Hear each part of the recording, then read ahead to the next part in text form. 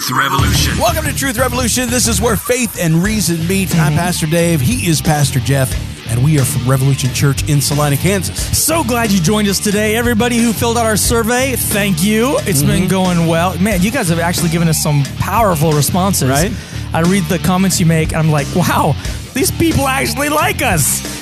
What did you expect? I don't know. Pitchforks and torches? Maybe, but you know what? Thank you for filling out the survey, all of you who did. We are going to make a change. The large AM station we're on, we're going to be changing off of that station, but we're going to, for now, stay on everything else we're doing. So make sure you're doing the podcast. Make sure you're doing the YouTube, whatever, all that stuff. The podcast is the big one, truthrevolution.tv. But today we're talking about the solar eclipse. Whoa. Because it's happening in just a couple days. I can't wait. I can't remember if it's Monday or Tuesday. Tuesday. Okay, it's Tuesday. All right, I better figure this out. So we have a special guest because Dave and I are not astronomers yet. So Dave, what are we doing about this? Well, we're going to have a body transplant, and Hugh's brain is going to go in my head. Actually, astronomer Hugh Ross is founder and president of Reasons to Believe, an organization dedicated to integrating scientific fact and biblical faith. His books include Why the Universe is the Way It Is, Hidden Treasures in the Book of Job, and Navigating Genesis. Three of my favorites right there. I just got excited. Sorry. Dr. Ross, thanks for joining us on Truth Revolution again. Oh, my pleasure. It's always good to have you here. Now, you started getting interested in astronomy when you were young. I remember that. Yeah, 7 years of age. 7 years of age. But even you weren't alive during the last perfect solar eclipse, were you? Well, I've tried to see three of them during my growing up years, and every time it got rained out. So I'm really looking forward to this one on Monday. Gotcha. Because we're actually taking a group of 150 people to a desert portion of eastern Oregon. Wow. I'm hoping I'll actually be able to see one this time. That's awesome. Now, this one, okay, I remember there was one in like 1978, but the last time it was like this wasn't that 1918, or am I confusing something there? Well, what's unusual about this one is it's crossing the 48 states. I mean, you got like 200 million people that are within an hour's drive of the total eclipse path. From what I can understand, this is going to be the most heavily observed total solar eclipse in the history of humanity. Wow. I believe it. That is awesome. Everybody's really excited about it. Cool. Okay, now we're actually going to we're going to make the argument that solar eclipses help prove God's existence. Now, this is a really big deal. They help prove God's existence. First, to start out, why or how rare are solar eclipses? Well, you get 2 to 5 per year. But the total eclipse path is only like 60, 70 miles wide. So most people have not seen a total solar eclipse. And keep in mind, 70% of Earth's surface is ocean. And so typically you get these total eclipses happening over the ocean. What's unusual is this one's actually crossing North America. There's only going to be 2 of these in a 100-year window. Wow. There's one happening on Monday. Another one will happen 7 years from now. Then you got a long, long wait for the next one. It just boggles my mind how this is so predictable. Right. I mean, people have calculated this with such specificity, but that's actually part of what makes this so special, isn't it? Well, stars and planets are relatively simple systems, and they obey differential calculus. So yeah, we can tell you when solar eclipses are going to happen literally millions of years in advance, even hundreds of millions of years in advance, because the math is so straightforward. Almost like there's order to the universe, right? Yeah, it's almost like it was designed and not just on accident. This is actually one of my favorite arguments for God's existence is, people make the claim that evolution occurred, and so our biological systems aren't good evidence. We can debate that, but there's no evolution when it comes to the cosmos, is there? Well, eclipses are quite common in the universe. What's really rare is a perfect eclipse, and that's what you're going to be seeing on Monday. The disk of the moon in the sky is the same size as the disk of the sun, and so when the moon's disk goes in front of the sun, it perfectly occults the sun's disk, which allows you to see the corona and the atmosphere and stars that are really close to the sun's disk. And that actually was a big deal because back in 1917, you have Albert Einstein publishing his theory of general relativity, and he predicted that the gravity of the sun would bend the beams of light from more distant stars. And it was Sir Arthur Eddington, a British mathematician, who organized an expedition to Brazil to observe the total solar eclipse that was occurring there. And he was the one that was able to demonstrate that indeed the gravity of the sun bent the light of stars by precisely the amount that Einstein's theory had predicted. In fact, he later boasted, if it wasn't for that solar eclipse, nobody today would know who Albert Einstein was. But because of that 1918 solar eclipse, Albert Einstein became a household name around the world and actually persuaded physicists, hey, maybe there's more to this general relativity. And that led to the space-time theorems, which proved that there must be a God beyond space and time that created our universe. So yeah, solar eclipses are a big deal. Yeah. Okay. And so you wrote a blog post called "Thank God for Perfect Solar Eclipses," and in there you give the exact time. So Einstein predicted that starlight would bend by a maximum of 1.751 arc seconds, and when they measured it, it was 1.8 plus or minus 0.2. So he nailed it, didn't he? He really did nail it. And that was the first demonstration that the predictions of general relativity were accurate, and hence the theory was true. Today, general relativity ranks as the most exhaustively tested and best proven principle in all of physics. Wow. We're not just proving general relativity to one place of the decimal, but to 15 places of the decimal. Wow. That's pretty impressive. Okay, so tell our listeners exactly what general relativity is, and then we're going to move on to why does that show God exists? Well, most people are familiar with special relativity, E equals mc squared, and that's a theory of velocities. Mm-hmm. Einstein, several years after he produced his special theory, produced his general theory, which includes the effects not only of velocities, but of accelerations. And he produced a set of differential equations, and when you solve those equations, it predicts that the universe will have a beginning. But it's all assuming that the theory of general relativity reliably describes the movements of bodies in the universe.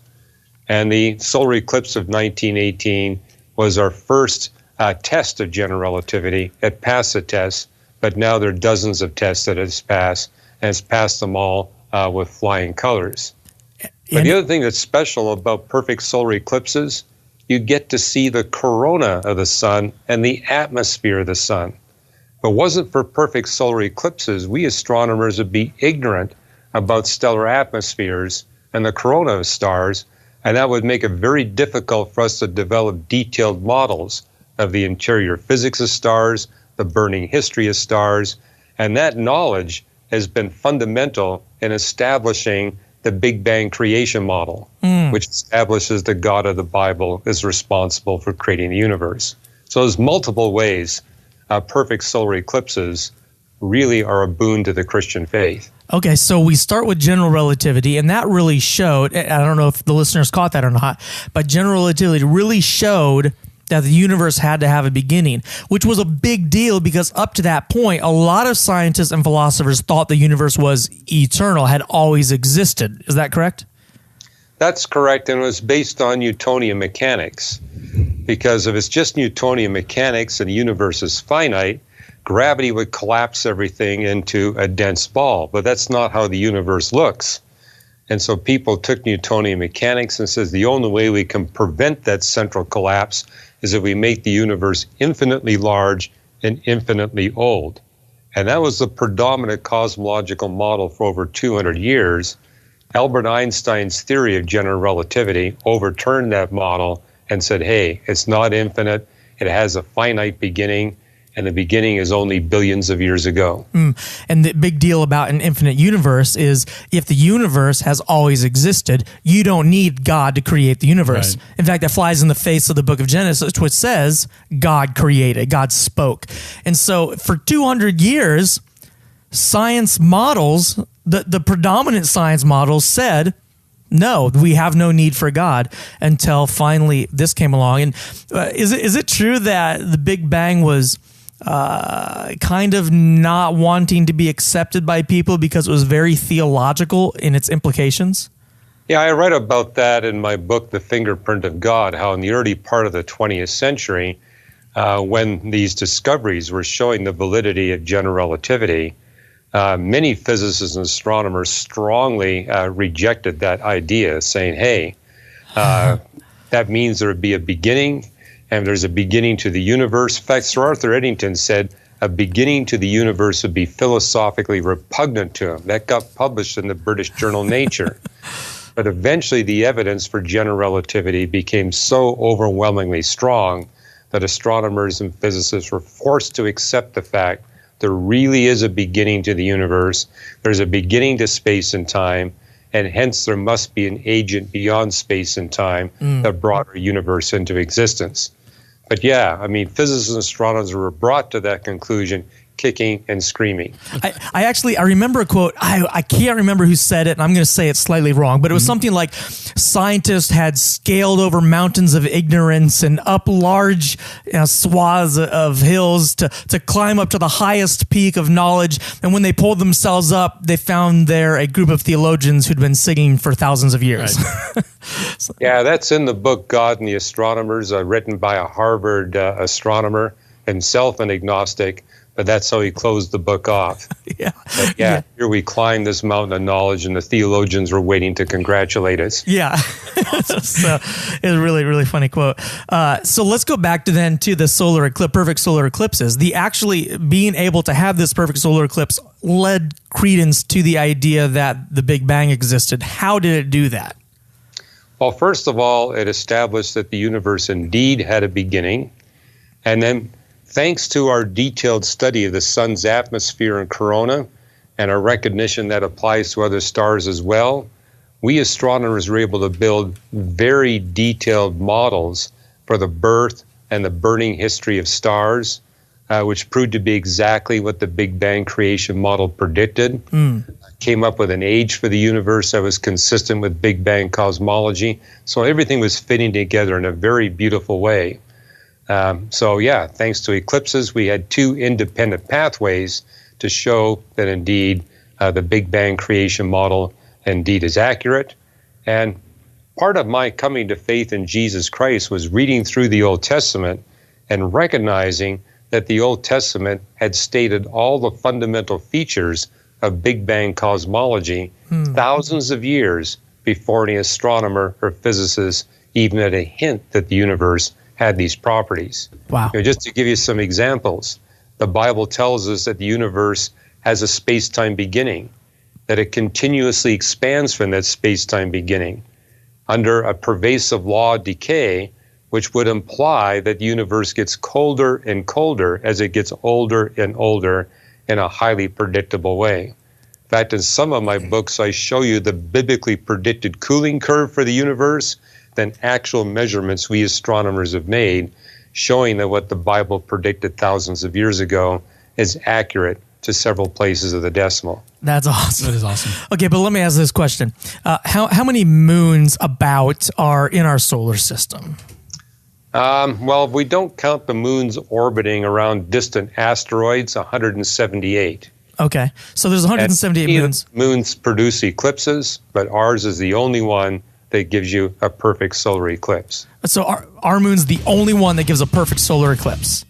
Right. Okay. Well, that's we're going to come back on after this break. We're going to talk maybe about the mathematics of it. Right. How does this happen? Is it likely to happen, or is this a giant coincidence? We want to check out the math because we like the math. Okay, we'll be right back after this break. But Dave, what website should they go to? TruthRevolution.tv. And we're going to link to reasons.org. Right. You got to get there. You got to check out some of these books that Dr. Ross has written, Navigating Genesis, Why the Universe is the Way It Is. We got a couple of listeners that are like, they're total fanboys of Reasons now because of the show. And it's like, it was really awesome. It's been a nice connection. Yeah, I actually was talking with one of the guys He said, man, I love your guys' show, but now I love to listen to Reasons to Believe just as much. Yeah, and I'm like, awesome. that's great, because they write books that are vital. You got to get this stuff. So, all right, Amazon.com is going to have all those, but we're going to link to their website. You can check it out, reasons.org and truthrevolution.tv. We'll be right back. Truth Revolution. Now we're back talking about the solar eclipse. Why does it prove God's existence? And so far, we've discovered that general relativity was proven by Einstein, which would show that the Big Bang existed. But then solar eclipses lended credence to that Big Bang and lended credence to the idea that the universe had a beginning. It also, there's another reason why these eclipses are such a big deal. All right, so Dr. Ross told us there were well over 100 moons in our solar system. This is the only moon that produces perfect solar eclipses. But we want to know the math. I mean, what are the odds like that this would happen? Is this a 1 in 10 thing, a 1 in 20 thing? How likely is it, just generally speaking, and maybe get as specific as we can, how likely is it that this sort of thing is going to happen? Well, our moon is spiraling away from the Earth. So in the past, it was much closer. And was much closer, the disk of the moon was quite a bit bigger than the disk of the sun, which means you don't get to see the corona, you don't get to see the atmosphere or stars close to the sun's disk. And if you go into the future, the moon will be so far away that it won't block out all of the light of the sun. Matter of fact, as it is right now, about 1/3 of the solar eclipses that occur, you get a tiny annulus of light around the disk of the moon, which means you don't see the corona, you don't see the atmosphere. In fact, you need special glasses because it never really gets dark. And so we happen to be living at that one time in the history of the Earth-Moon system where we humans can see perfect solar eclipses. Wow. So you want to see them now because in the future you won't be able to see them. And a good thing God didn't put us here much earlier in the past, because likewise back then we wouldn't be able to see perfect solar eclipses either. And I think the thing that really impresses me as an astronomer, the time window in which we can see perfect solar eclipses perfectly overlaps the time window in the history of the sun when human life is possible here on Earth. Because stars are like human beings. They're very unstable when they're young, and stable when they're old. They're maximally stable when they're middle-aged. In the case of our star, the sun, the window in which it's sufficiently stable to allow human beings to have civilization on the face of the Earth is only 100,000 years wide. Jeez. Here we have our star that can burn for 9 billion years. Right now it's in the exact middle of its burning phase, and there's this 100,000-year window in which we can exist in a civilized state on Earth because of the physics of the sun, and it happens to overlap that time window of the moon spiraling away from the Earth, where we can see perfect solar eclipses. And humanity has existed for just around 100,000 years, give or take a little bit. But so you're saying we came onto the scene the exact moment that the sun went into a state that would allow for our existence and would benefit us, like growing and spreading around the globe. That's right. And we actually, we talked about another 40 to 50,000 years we'll be exiting that window. Right now we're in the time window where global human civilization is possible. So this, I mean, get this around your brains. Okay, so how old is the Earth? 4.6 billion? 4.5662 billion years, give or take 0.0001 billion. He's showing off now. He's showing off. Okay, so Something we know to 5 places of the decimal. I'm like 4.6, and he's like, "Well, you're way off." Right. Right. So okay, so like the Earth is 4 point that billion years old. Out of those billions and billions of years, there's only a 150,000 some year window that these perfect solar eclipses would happen, and it's the same amount of time that would allow for humans to flourish, and humans just happen to come on the scene at the exact same moment that both of those things came into existence. That's to be accurate. The window in which you can have perfect solar eclipses is a few million years wide. Okay. And the reason why it's a little bit wider, the moon's distance from the Earth actually varies a little bit, from about 226,000 miles to 252. And so right in the middle of that, you get perfect solar eclipses. So not all of our solar eclipses are perfect. but we are in that window where they can happen. They're happening with maximum frequency now, but were occurring at a less frequent rate, a few 100,000 years in the past, a few 100,000 years in the future. Wow. But the time window in which we can have global human civilization, it's less than 100,000 years wide. Okay. Wow. All right. We're going to do a Bible contradiction, and then we're going to come right back to this. Bible contradiction. All right, Bible contradiction today, brought to you by thethinkingatheist.com. Okay. All right. Is incest wrong? That's their question. Genesis 17:15-16 says, God also said to Abraham, as for your wife Sarai, you are no longer to call her Sarai. Her name will be Sarah. I will bless her and will surely give you a son by her. I will bless her so that she will be the mother of nations. Kings of peoples will come from her. So he marries his half-sister. Right. However, Leviticus 20:17, if a man marries his sister, the daughter of either his father or his mother, and they have sexual relations, it is a disgrace. They must be cut off before the eyes of their people. He has dishonored his sister and will be held responsible. So incest is a disgrace now. Okay, we have the cracked acronym. We're going to use a few different letters to understand why this is not a contradiction. Okay. All right. First of all, C for credibility.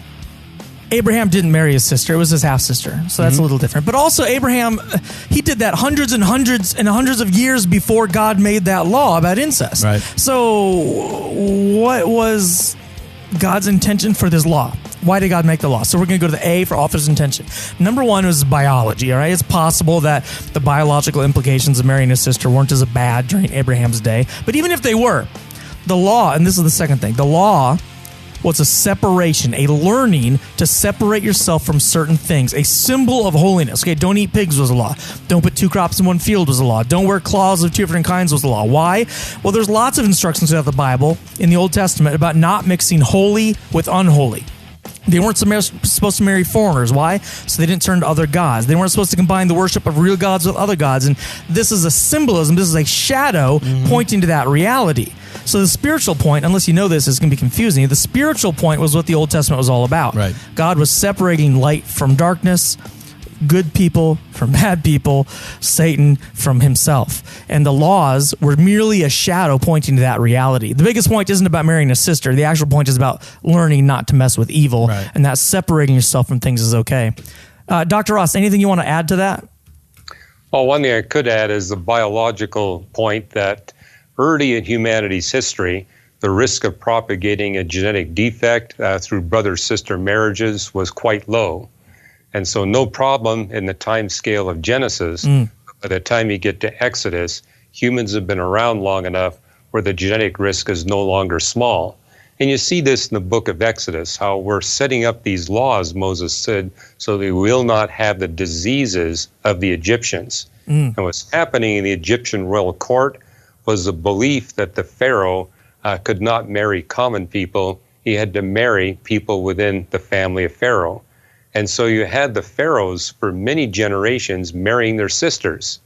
And if you have repeated brother-sister marriages in a single family, you will develop genetic defects. Usually it takes about 20 generations before that happens. And it's well known historically that in the pharaohs, after a few centuries had gone by, the pharaohs were hemophiliac. And that was because of repeated brother-sister marriages. And so basically Moses is saying, we're not going to have brother-sister marriages anymore. The risk of propagating a genetic defect is simply too high. But it wasn't that high in the days of Abraham. No risk for Abraham. No risk for the sons of Adam and Eve to marry their sisters. There we have it. So not only is it a type and shadow that's pointing to a bigger spiritual reality, it's also a literal biological change that took place. At one point, it wasn't a big deal. Then it was a big deal. So then God made a law about it. That's not a contradiction. It's just a recognition that different times and different places require different rules. Bible contradiction.